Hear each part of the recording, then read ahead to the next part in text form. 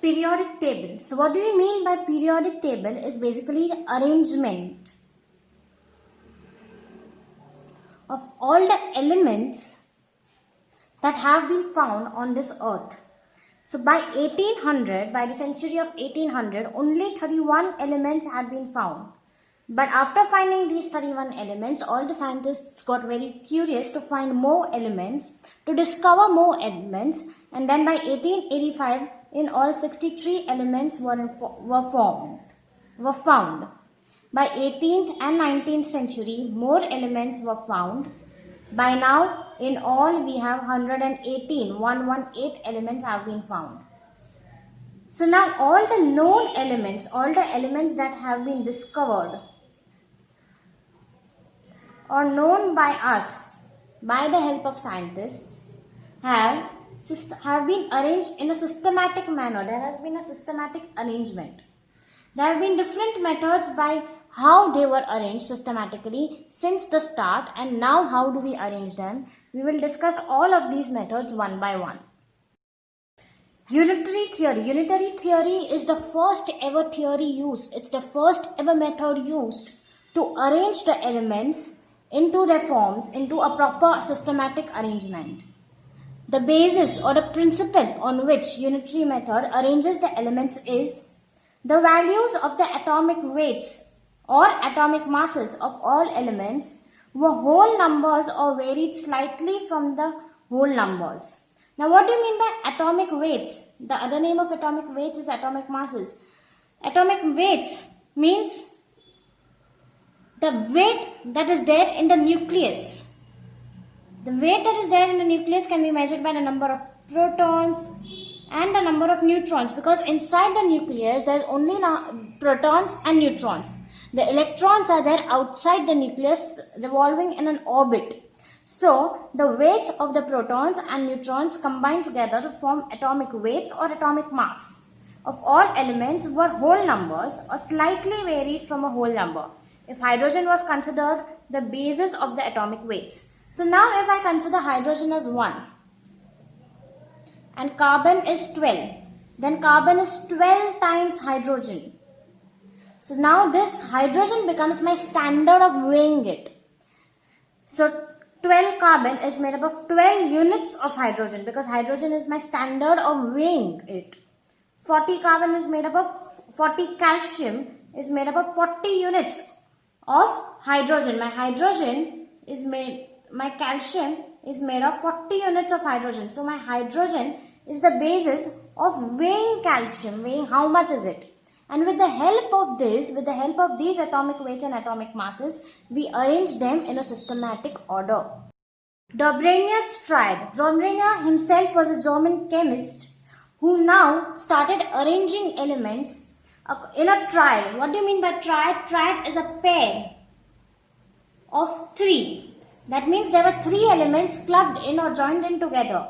So elements could be arranged in a group of 3 called triad, in which a way that the middle element had an atomic weight almost the average of the other 2. Now we will understand this with the help of example. Let's say over there I have lithium. This is my first element. Sodium is my second element. And potassium is my third one. So now the atomic, and these are the respective atomic weights of these elements. Now what Doberanier's is trying to say is the atomic weight of the second element is the average of the first and the third element. Now what do you mean by average? Average means the sum, that is 39 plus 7 upon the number of elements. How many elements are there? 2. So 39 plus 7 by 2, which is equals to 46 by 2, which is 23. So this 23 is coinciding with this 23. This simply means that sodium has an average. The atomic number of sodium is an average of the atomic numbers of lithium and potassium. Hence, all these 3 can be clubbed up or grouped up into a triad. We will see another example. Over here I have calcium, strontium and barium. This is my element 1, element 2, element 3.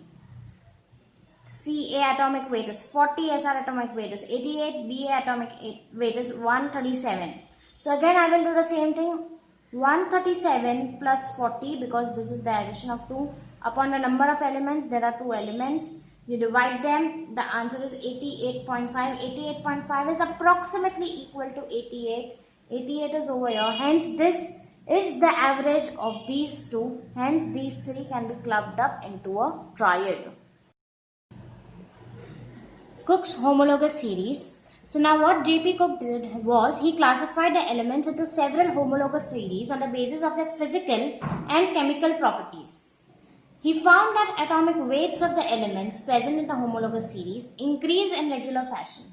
For example, these are my atomic weights of nitrogen. Let's say it is 14. We will name it as A.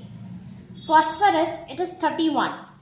That is 14 plus 17. This 17 is my B. So 14 is as it is and 17 comes over here as B. Arsenic is 75, which is 14 plus 17 plus 44. So this pattern of 14 plus 17 gets repeated. So 14 got repeated twice. 14 plus 17 got repeated once. Plus 44. That is A plus B plus C. So this pattern is repeating. So therefore this is A plus B, A plus B plus C. In the same manner he started classifying all the elements into homologous series. Newland's law of octaves. If elements were arranged in the increasing order of their atomic weights, the property of every eighth element is similar to of the first one. So if they are arranged in the increasing order of their atomic weights, I told you what is atomic weight. It is the number of protons and the neutrons. So now Be, beryllium, has a higher atomic weight than lithium. B has a higher atomic weight than beryllium. Carbon has a higher atomic weight than B. So all these are arranged in increasing order of the atomic weights. Then every eighth element is similar to the first one. So let's start counting. 1, 2, 3, 4, 5, 6, 7, 8. This eighth element is similar to the first one. Similarly, let's start counting. 1, 2, 3, 4, 5, 6, 7, 8. This eighth element is similar to this. So Na is similar to Li, K is similar to Na. In the same way, Mg is similar to Be, Ca is similar to Mg, Al is similar to B, Si is similar to C. And this goes on because every eighth element, after a gap of 7 elements, the eighth element will be similar to the first element. But the limitation with Newland's law of octave was that it failed for the elements having higher atomic numbers. All these elements have low atomic numbers. Lithium, sodium, potassium have low atomic numbers. The elements which had higher atomic numbers will not follow the Newland's law of octave. That is the limitation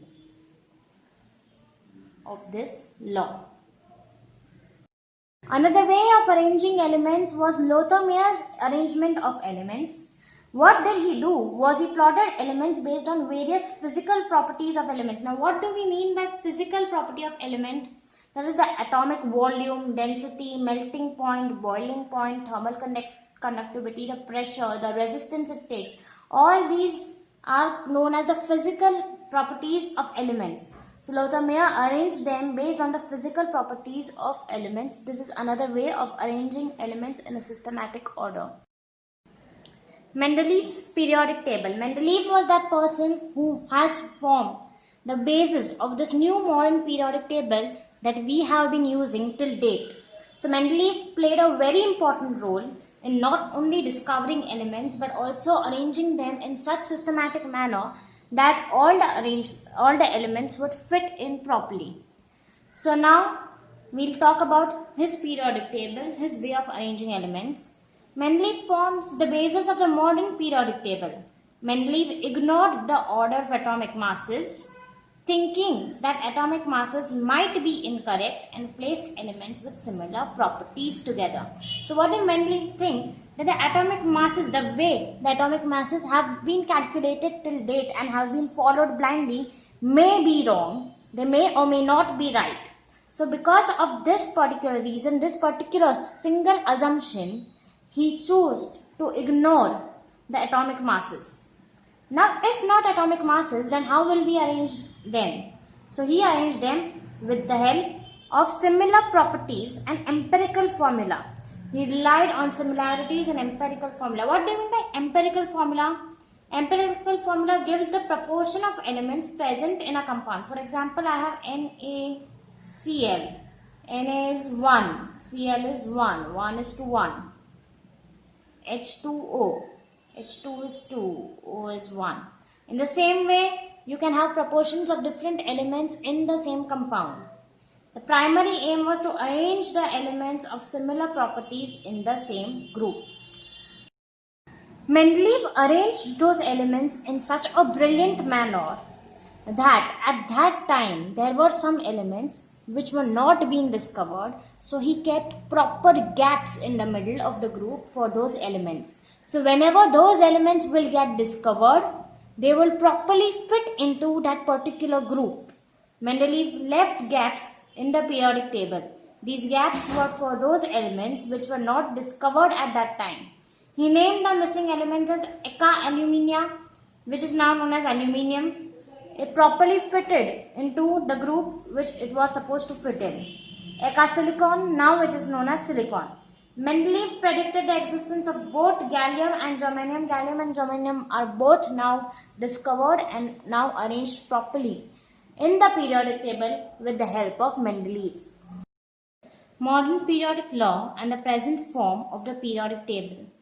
The physical and chemical properties of the elements are periodic function of their atomic numbers. What do you mean by periodic function? Periodic function means it will repeat after a certain amount of time or after a certain amount of elements. The physical and the chemical properties of the elements are periodic functions of the atomic numbers. Now, what do you mean by atomic numbers? Atomic numbers are the total number of protons that are present in the nucleus.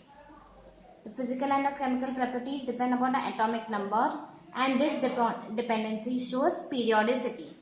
The long form or the extended form of the periodic table depends on the modern periodic law. This is the modern form of periodic table. As you can see, it is divided into 7 periods. 1, 2, 3, 4, 5, 6, 7. So all these, the horizontally are the periods, and it is divided into 18 groups. So if you can count 1, 2, 3, 4, 5, 6, 7, 8, 9, 10, 11, 12. Then we move up here 13, 14, 15, 16, 17 and 18. So from here till here there are total 18 groups into which this periodic table is divided. This is the modern form of periodic table. Besides this classification, that is classifying them into the respective periods and groups, this periodic table is also classified into various blocks. These are the blocks. This is my S block. This is my D block. This is my P block. And this is my F block. So my periodic table is basically divided into 4 blocks. Now in this periodic table, I will take the example of Na, that is sodium, and will explain you the electronic configuration. So when we talk about electronic configuration, let's talk about the number of electrons that sodium has. Na is 12. 12 is written as 2, 8, 2. This is my first shell, second shell and the third shell. So when I write it, it is 1s2, 2s2. I will teach you the electronic configuration with respect to Na. Na is sodium. The number of electrons that sodium has is 11. So that is 2, 8, 1. Now we will start filling these electrons in various shells. So this will be 1s2. The 2 electrons go here. For this 8, it will be 2s2, 2p6. So over here 6 plus 2 will be 8. And for this I have 3s1. So over here with this we come to know that sodium belongs to S block.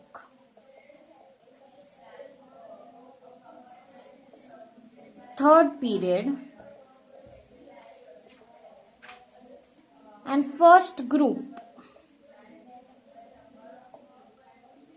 So if we check this in the periodic table, I have my sodium over here. It belongs to the S block because this is my S block. This is my third period, and over here this is my first group.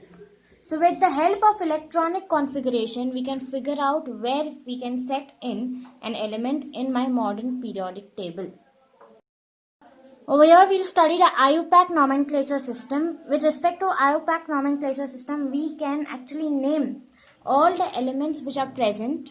So we will first see 0 is nil, 1 is un, 2 is bi, 3 is tri, 4 is quad, 5 is pent, 6 is hex, 7 is sept, 8 is oct, 9 is un. So if I have 101, if this is the number of my element in the periodic table, then how will I name it according to the IUPAC system? It is uninium. So this IUM is constant everywhere. This IUM will be there at the last, and before that we will name it according to the numbers that are prescribed. So this is 1, so this will be un. This is 0, therefore nil, and again this is 1, therefore un. Unnilnium. 104 will be unnil quadium. 113 is 1, so it's yan. 3 is trium. Again the same thing. This is for 1, hex is for 6, and yum. So with the help of this, we can name all the elements with respect to the number in its periodic table.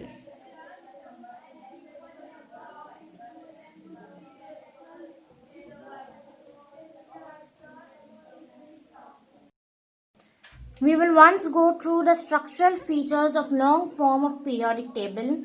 The first thing is the period. The long form of the periodic table consists of 7 periods. They are numbered from 1 to 7. As I showed you, the long form of periodic table has 7 periods. 1, 2, 3, 4, 5, 6 and 7. The next thing is group. In all there are 18 groups in the long form of periodic table. As we numbered it before, they start from 1 to 18. All the elements are distributed with respect to the group and the period number.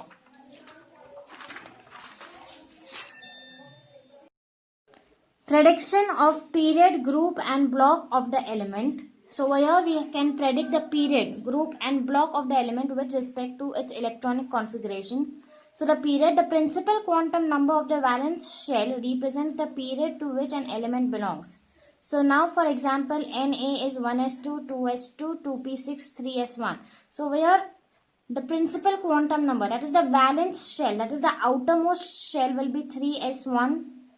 So out of which this number is 3. Therefore 3 is the principal quantum number. Therefore Na belongs to third period.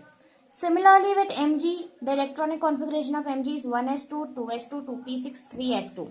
So this is 3s2. This is my outermost shell. So 3 is the principal quantum number. Mg belongs to the third period. Similarly, we shall find it for the group. Group to which an element belongs can be predicted on the basis of the number of electrons present in the outermost or the penultimate shell. Now what do you mean by penultimate shell? It is the second last shell. So if overall I have n shells, the penultimate shell will be the n minus 1 shell. So for S block elements, number of the group will be equal to the number of valence electrons. For P block elements, number of group will be 2 plus 10 plus number of electrons, because after 2 plus 10, the P block elements will come. So 2 is for S block, 10 is for D block, and after that P block elements will come in the outermost shell. For D block elements, number of the group will be 2 plus number of n minus 1 D electrons. Why is this 2 before? Because this 2 belongs to S, plus this is for a D block. Let's take an example. The example is Mg. The electronic configuration would be 1s2, 2s2, 2p6, 3s2. So over here 3s2, this 3 is my outermost shell, it's my valence shell. The number of electrons in the outermost shell are given over here, they are 2. Since the number of electrons in the valence shell or the outermost shell is 2, it belongs to group 2 because the s block contains 2 electrons in its valence shell. Block, the subshell of the differentiating electron enters, represents the block to which the given element belongs to. So for example, for Sc I have 1s2, 2s2, 2p6, 3s2, 3p6, 3d1 and 4s2. So where in this 3d1 the differentiating electron, that is the outermost, the last electron enters. Therefore this is 3d subshell and therefore it will belong to my D block. Similarly for Mg I have 1s2, 2s2, 2p6, 3s2. So my last shell is 3s2, so therefore 3s is my subshell. Over here we didn't have this, but we had the n-1 because in B block we always have the penultimate shell, that is the n-1 shell. So this is my n and this is my n-1 shell. So over here in n-1 this is 3D subshell in the D block. Similarly over here in S we do not have n-1, we will have to check for the last shell, the nth shell is my S, therefore Mg belongs to S block. This is a very important paper. In this we see the trends in the periodic table. So the electronegativity from bottom to top will increase. With the increase in electronegativity, the atomic radius will decrease. The electron gain enthalpy as well as the ionization enthalpy will increase from left to right. Whereas the atomic radius decreases from right to left, electronegativity increases from left to right. Ionization enthalpy, electron gain enthalpy, both of them increase from bottom to top. Non-metallic character increase from left to right, whereas metallic character increases from right to left. So here there are different physical properties of elements which show variation as they move either from bottom to top or from left to right. Here are some terms like electronegativity, atomic radius, electron gain enthalpy, ionization enthalpy, which one must be hearing for the first time. So we will get through all these terms in detail. Starting with electronegativity, the qualitative measure of the ability of an atom in a chemical compound to attract shared pair of electrons towards itself is called as electronegativity. How much an element can attract shared pair of electrons is called as electronegativity. Atomic radius, size of atom is always measured with respect to atomic radius. It is a very important property because many physical and chemical properties are related to it. It is basically the radius of the atom, that is atomic radius. Atomic radius will always decrease with respect to increase in electronegativity. Ionization enthalpy or ionization potential, it is the amount of energy required to remove the most loosely bound electron of an isolated gaseous atom of an element to form positive gaseous ion in its ground state. What does it mean? Is if this is my nucleus and this is my atom, this is the outermost electron of that atom. So the energy that is required to remove this electron from this atom is known as ionization enthalpy or ionization potential.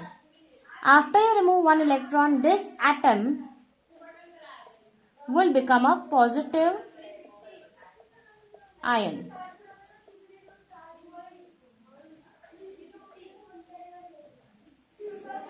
Because one electron is removed from it. Over here I have electron gain enthalpy. When an electron is added to a neutral gaseous atom to convert it into a negative ion, the enthalpy change accompanying the process is defined as electron gain enthalpy. In ionization enthalpy, we are removing an atom. In electron gain enthalpy, this is my atom and we are adding an electron to it and making this atom a negative ion. So this is removal of electron while this is adding an electron into an atom.